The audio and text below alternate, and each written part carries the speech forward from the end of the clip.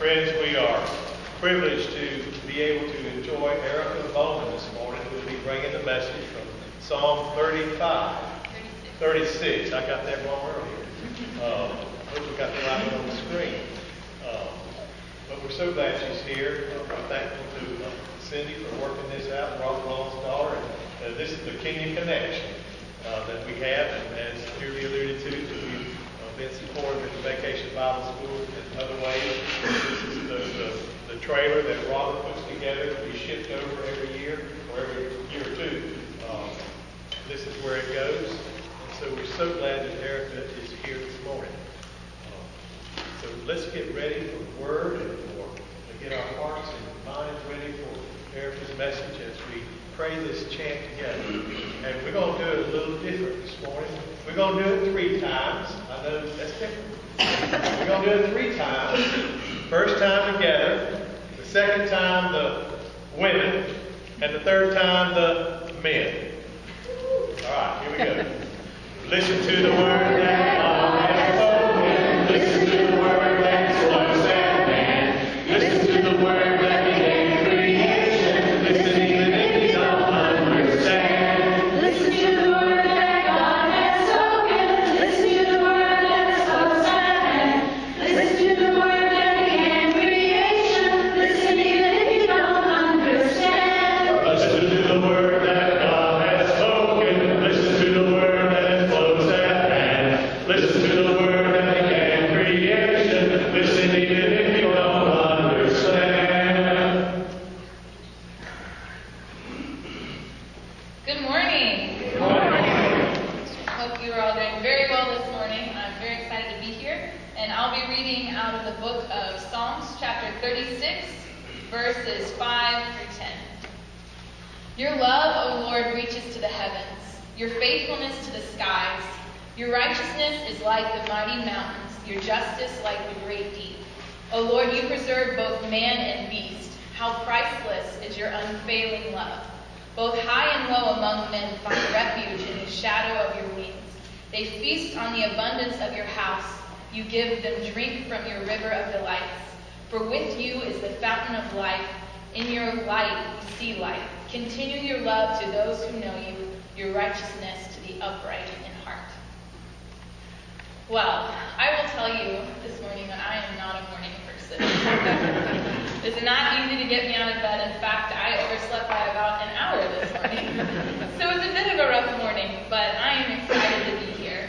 I'm excited to meet new brothers and sisters in Christ, especially those that share a common bond of love for the children in Kenya that I have. And, you know, I don't know if this has ever happened to you, where maybe a friend comes back from a trip and they talk about it, and they talk about it, and they talk about it. Well, I think my family got a good dose of that when I came back from Kenya. I had to tone it down a bit, so I'm glad that I get to talk your ear off this morning about it. But I was reflecting on what to talk about this morning, and God showed me so much when I was in Kenya. He taught me a lot, and I really just want to share with you some of the lessons that I learned when I was in Kenya, many of which were taught to me by the children that I got to work with every day. So here are some lessons from Kenya. The first lesson I learned when I was in Kenya was a lesson of humility. And while that's not generally a lesson that you learn really quickly, it's usually a long process and usually not a very wonderful process. It's kind of like learning patience. It's no fun when you're doing it. But one day I went across the street from the children's home with the children. There's a field there where we play. And so we were playing soccer, or they call it football. But we played for a couple of hours. And in Kenya, there's not many paved roads. And there's lots of dirt, there's lots of dust. So you can imagine me running around in sandals for 2 hours playing soccer. My feet got pretty disgusting. I mean, sweat, mud, dirt, dust, all over my feet. It was pretty gross. So when we went back to the children's home, I knew I needed to wash my feet. I couldn't go inside until I washed my feet. And so I went over to the water tank that we had at the children's home to wash my feet, and I met Frida there. Frida's this girl in the picture here. And Frida was busy doing some washing, and so I just kind of waited. And she asked me if she could help me with something. And I said, oh, I'm just going to wash my feet, so when you finish, I'll do that. And she looks at me and she said, can I do that for you? And I was taken aback. I mean, here is a girl who's about 11 years old asking me if she can wash my feet. And I've never had anyone ask to do that for me, nonetheless a child. And I didn't know what to do. I stared at her for a minute and then I said, okay. So I sat down on the side of the water tank and she took off my sandals one by one and she began to wash my feet. She washed my feet with water and then she took my shoes and she washed my shoes off for me, dried my feet, and put my shoes back on. And let me tell you, I had a hard time keeping it together. I really wanted to start crying when this happened. I was just so overwhelmed by the picture of Christ that was in front of me when she was doing this. You know, I've read the story of Jesus washing the disciples' feet. I've even heard it on leadership retreats, you know, telling us that we need to be the kind of leaders that serve ones around us. But I've never seen a picture of it like that. And it's funny, as I was reflecting on it, when I picture that story from the Bible in my head, I always picture American feet. I always picture feet that are very clean because they have shoes on them and we have paved roads. They're never really dirty. But the feet that I had in Kenya that were so disgusting, those are a lot more like the feet that the disciples probably had when Jesus washed their feet. Their feet covered in sweat and dirt and walking for miles to get anywhere that you needed to go. So Frida taught me an incredible lesson in humility. She humbled herself to wash my feet. And I don't think that's a lesson that I'll ever forget. And it was such a challenge, too, coming by one so young. So the first lesson I learned was a lesson in humility. A second lesson I learned when I was in Kenya is a lesson in worship. You know, we have such amazing praise songs and such a variety of music here in America. It's really amazing. Even this morning, I love the music that we have this morning, and I mean, I just love listening to praise music, but I often forget what I'm singing about or who I'm singing to.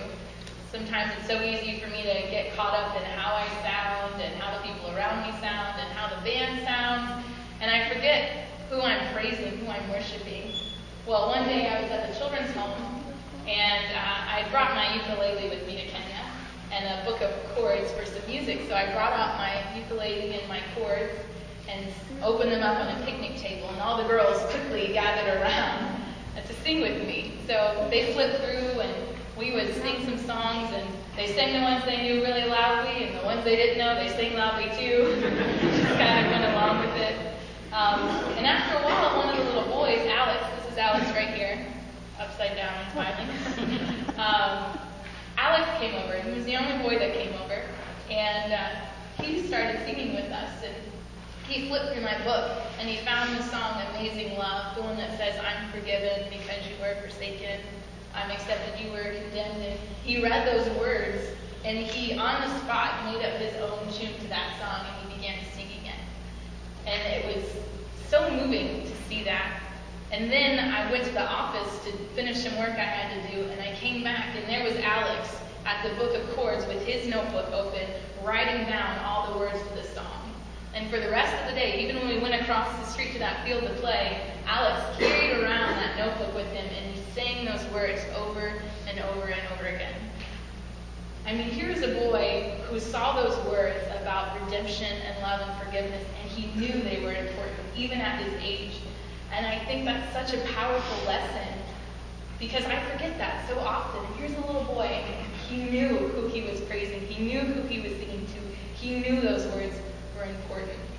And it was something that was something I really needed to see, something God knew he needed to show me. And it was a really powerful picture for me. And it's changing the way that I worship. It's helping me to think about the throne room of God as I approach Him, and helping me to think about the attributes of my Savior when I'm singing to Him, and really think about the words that I'm singing and meditate on them rather than just worrying more about how I sound. So that was a lesson in worship. The next lesson I learned in Kenya is a lesson in hard work and responsibility. To begin with, life in Kenya is just a lot harder than it is in America for most people. I mean, instead of turning on a faucet to get water, many people walk for a mile or two to a dirty river where people bathe and feed their animals, to scoop scoop up a bucket of water and walk home. People grow their own food, they take care of animals. There's so much that they have to do, and a lot of those chores even fall to children who have to help their mother and dad. I mean, I remember growing up and complaining about sweeping the kitchen, and here are children that walk a mile or two to get water, and I don't know what I was complaining about. But one of our girls in our program is Stella. Stella is the first girl we've had in our program to graduate high school. She's the oldest one that we have. And she doesn't live in a children's home. She's one of the children that are sponsored in the field that we have. Well, Stella is an amazing girl. And after she graduated high school, we called her to the office so we could do a little interview with her and just ask her some questions about what she was planning on doing in the future and those sorts of things, and to see how our program helped her. Well, we had Stella in there, and I got to start talking to her, and she told me more about her story and how she got to where she was, and it was pretty incredible. Stella started off high school, and 3 times when she was in high school, she had to drop out because she didn't have enough money to pay for her school fees. And she knew that her school had a scholarship for the top 2 or 3 people in her class. And so she worked very, very hard, and she earned one of those scholarships to cover all of her school fees. And she kept it for the rest of the time that she was in high school until she graduated, which is amazing in itself. She told me, even at this age, I mean, she's 18, and she said, I made a schedule for every day. I put my chores in that schedule. I put my schoolwork and study time. She had everything laid out so that she would get everything done, which is definitely a lesson I need to learn. But then I talked more about what she wanted to do in the future, and she is going to be an electromechanical engineer, is what she said she wanted to be. And in Kenya, school's set up a little different. At the end of 8th grade and at the end of your senior year of high school, you take 2 very big tests that really determine your future. In 8th grade, it determines which high schools you're allowed to go to, and the one that you take at the end of your senior year determines which colleges you're allowed to go to. Well, Stella worked very hard on that test, and she made an A- on it, which is very, very difficult to do. So she's a very impressive young girl who was committed to her future. And I can't imagine having that level of responsibility at that age of taking my future into my hands and working hard to accomplish it. But the most amazing thing is, even after she told me about all of the hard work that she did, she said that she knew it was God who got her to where she was. It was God who provided the scholarship, and God who helped her to get it. And so Stella just taught me the most incredible lesson of hard work and responsibility. Another lesson that is a pretty prevalent lesson that, I mean, you just saw little pieces of it everywhere in Kenya, is a lesson in sharing. The children at the home are so amazing because they share everything. If a package comes in the mail, they share what's in the package. If they pick a mango off of a tree, they share the mango. They all pass it around and take bites of it. I mean, I'm not sure I want them to share that with me, but they're happy to share it with one another. This picture is a picture of a few of our kids looking at a picture book that they got, a hidden picture book. One of our boys, Ken, got this as a sort of late birthday present, and the first thing he did was open it up and get his brothers and sisters at the home to look at it with him. And I know when I get new presents, I would like to say that I don't do it anymore, but I'll say I did it when I was a child. You get something new and it's for you, right? You want to look at it, you want to play with it, you're elbowing people out of the way to give you some room to enjoy what you have, but these children are so happy to share with one another. Another picture that I have of them sharing with one another is this picture of Valentine. Valentine is holding a picture of her sponsor, and in her arm you can see she has a baby doll. She got this baby doll in the mail for her birthday, and it was the first doll that she has ever held in her hands. And can I tell you that she shared it immediately. There's a little boy there at the home. She's his older sister. And he's 2.5, and he got to carry that baby around all day because Valentine was happy to share what she had with her little brother. And I mean, I can just remember Christmas morning. Christmas morning wasn't about sharing for me, right? I mean, and even now, I write my name on my food in the refrigerator. So and here are these children that are so willing to share whatever little they have, whether it's a doll, whether it's a sweet. I mean, it's amazing and sometimes unsanitary how much they share with one another. But it's such an incredible picture of the selflessness that these children have and how much they've taken to heart the fact that they're in a family. I mean, these children, most of them aren't really related, but they've become a family. Whether they're the children that have only lived together for a few months or the children that have lived together for years, they're family. And they know that sharing and loving each other is important. And I think that's an incredible lesson of sharing that I've learned when I was in Kenya.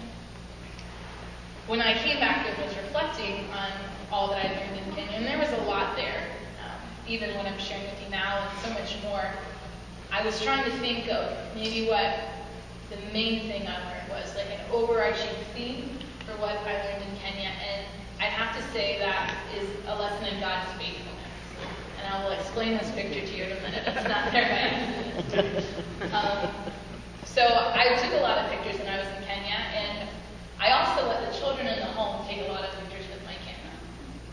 And that can be a dangerous thing. But it was a really wonderful thing because I got some amazing pictures I wouldn't have gotten otherwise. I'm sure if you've ever seen children, they act different among themselves than they do when you're there. And so I got some fun pictures of them playing and enjoying each other. And I got a lot of pictures like this. I mean, for every one really fabulous picture, I got pictures of noses and feet and grass and really artistic pictures of dirt. So there was a lot of that. Well, one day when I was there, I was sitting on the ground in the field across the street from the home, and the girls were all doing my hair.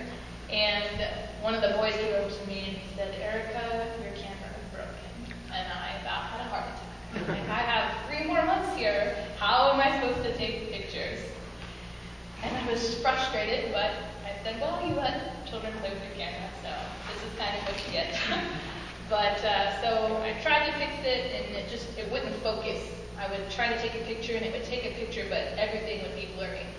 So I kind of shoved it down in my bag and just carried it around with me for a couple of weeks. And after about 2 weeks of carting around my iPad that I brought with me to take pictures, I said, okay, God, we're going to do this. So I reached in my bag, and I pulled out my camera, and I set it on my bed in my room, and I put my hands on it, and I prayed over it, which isn't something I've really done before. I mean when something breaks, you're like, okay, please let it work, but really, really prayed over it and trusted God that He would fix it. And can I tell you, as soon as I did that, my camera worked. It was focusing pictures, and I had it the rest of the time I was in Kenya. And while that is something that may seem like a little thing, it was a huge thing for me. And there were so many stories like that of God's faithfulness when I was in Kenya. My health was a story of His faithfulness. I heard so many stories about things that happened to me when I was in Kenya as far as diseases go. And I'm going to tell you, one morning I had a headache for about 15 minutes, and that was my only problem in Kenya. I mean, I got less sick in Kenya than I did in America, which is pretty amazing considering some of the foods that I ate. So God showed His faithfulness in everything, whether it was in my health, whether it was with my camera, even with our car. Our car that we were driving broke down twice when I was in Kenya, and well, really 3 times. 2 of those times, I was able to fix it, which is amazing because I don't know that much about cars. Some duct tape. It's really helpful. Put it in your bag if you ever go out of the country. But God has just showed Himself so faithful. I'd like to read a couple of verses for you out of Psalms, from Psalm 89. It says, "I will sing of the Lord's great love forever. With my mouth I will make your faithfulness known through all generations. I will declare that your love stands firm forever, that you established your faithfulness in heaven itself." That was the lesson that I learned in Kenya, that God is forever faithful. He never, ever fails. And it's hard for me to understand that faithfulness, because you think about how your friends and family are faithful to you, and even though you have a really loyal friend or someone that usually always comes through for you, there's times when they fail you. And not even in big ways, in small ways too. But even that small imperfection in their faithfulness is huge compared to God's utter perfection in His faithfulness. He never, ever, ever fails. He always keeps His promises, which becomes even more amazing when you read through His Word and you see all of the things He has promised those who follow him and love him. So God's faithfulness was a huge lesson for me when I was in Kenya. I also want to share, not a lesson so much, but a picture of redemption. I don't know if you have somewhere where you normally get epiphanies. Some people get them when they're driving around in their cars or things like that. It's going to sound really awkward, but I always get them in the shower. I'm sitting there, lathering up my hair, and I'm like, that's right, that is a beautiful picture of this. And this is what happened in this particular instance. So I had the amazing blessing of being at the children's home for the whole process of our new home opening. I got to be there when we interviewed families, I got to be there for home visits, and I got to be there on the day when the children came to the home. And that was an amazing day.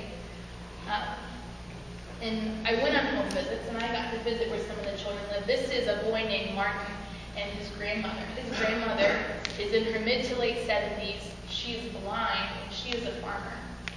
She was also caring for Martin's cousins.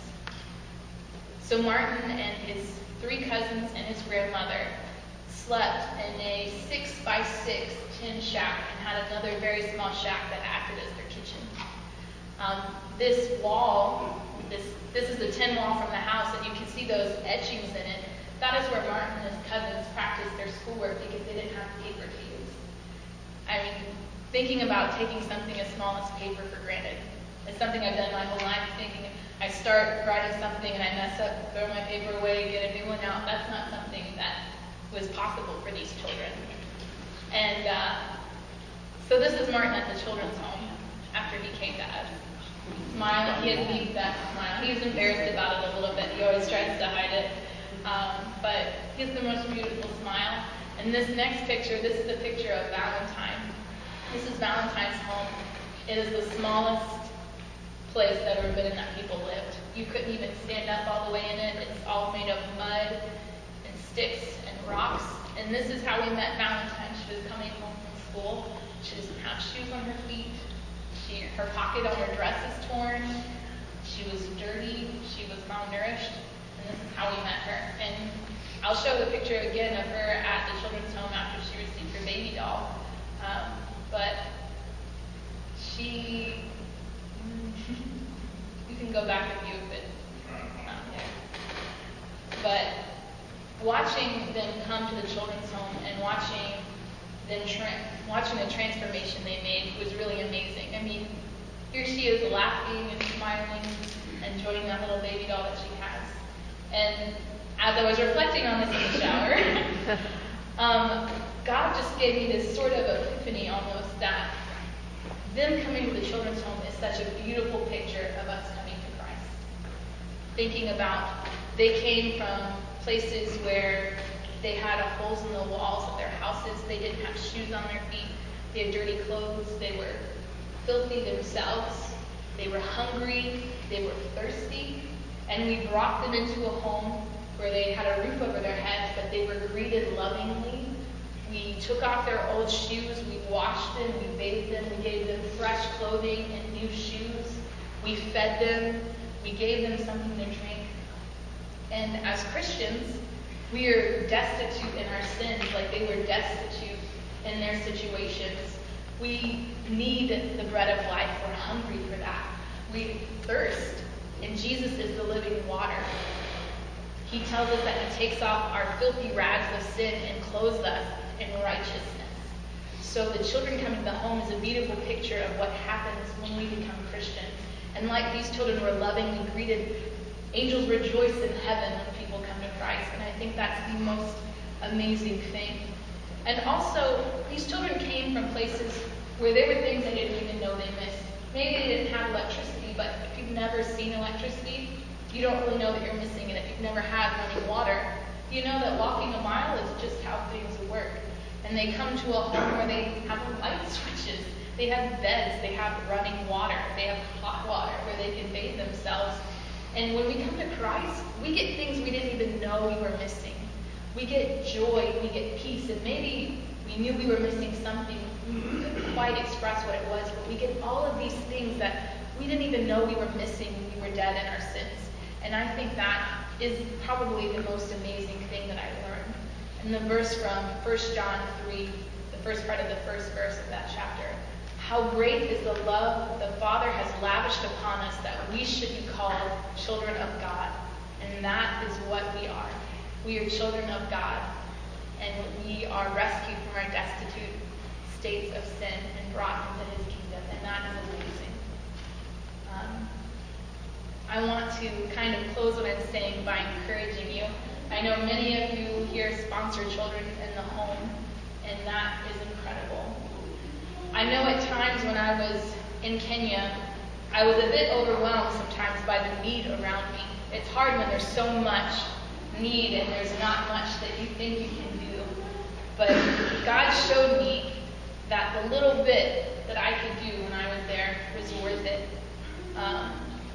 Watching even one child transform when they come to the new home is amazing, and it's worth it. Watching a child who's never had the opportunity to act like a child, they've always been forced to act like an adult because of the chores they've had to do and things like that, but watching them get to relax and enjoy being a child for the first time, that's an amazing and a beautiful thing. And if all we do is help one child, it's worth it. And I love this quote from Mother Teresa. It says, "We know only too well that what we are doing is nothing more than a drop in the ocean. But if the drop were not there, the ocean would be missing something."